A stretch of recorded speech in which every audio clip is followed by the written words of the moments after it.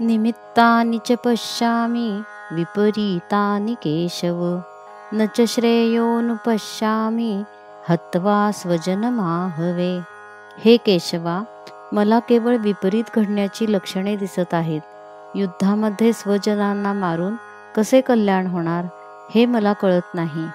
येथे श्रीकृष्णाचा उल्लेख केशव म्हणून आला आहे. केशव म्हणजे केशी दैत्याचा संहार करणारे कृष्ण.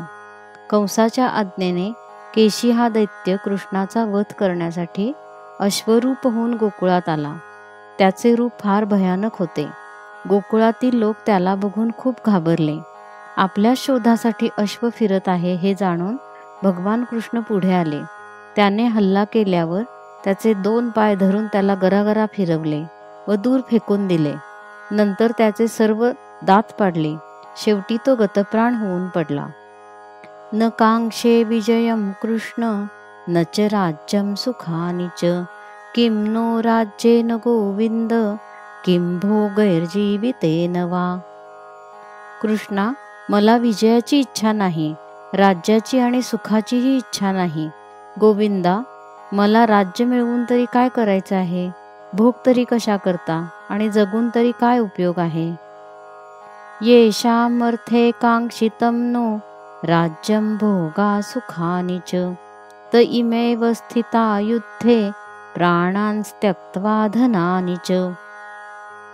ज्यांच्याकरता आम्हाला राज्य, भोग आणि इतर सुखे अपेक्षित आहेत, ते हे आमचे लोक प्राण आणि धन याची आशा टाकून युद्धाकरता उभे आहेत.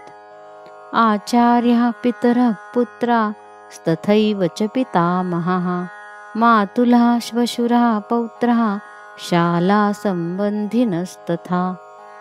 गुरु, चुलते, पुत्र तसेच आजे, मामे, सासरे, नातवंडे, मेहुणे तसेच इतर नातलग उभे आहेत. एतान्न हन्तुमिच्छामि घ्नतोऽपि मधुसूदन, अपि त्रैलोक्यराज्यस्य हेतो किं नु मही कृते. मधुसूदना, हे मला मारणारे असले तरी पृथ्वीच्या राज्याकरिताच काय, पण त्रैलोक्याच्या राज्याकरिता देखील मी यांना मारण्याची इच्छा करीत नाही.